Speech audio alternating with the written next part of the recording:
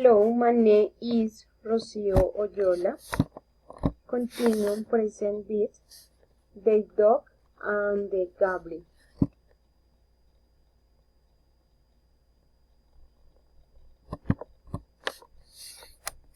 This is the story of two a dog, but is not whose, and dog his name is Tuco.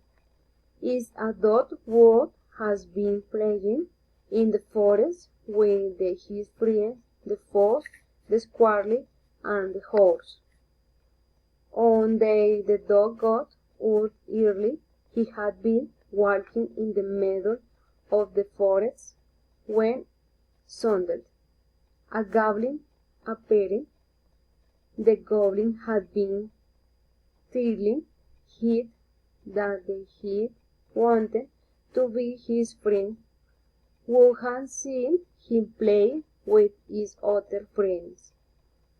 Tuco had been thinking that it was a good idea to go play with his next friend.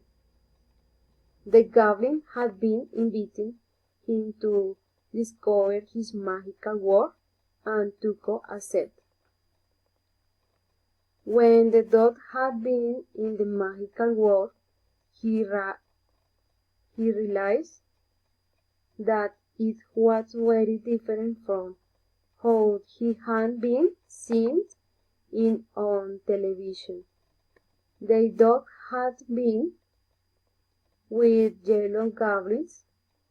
Tuco had been sleeping in Walnut's house and had seen playing in an amusement park that was made of 3 levels of a different kinds.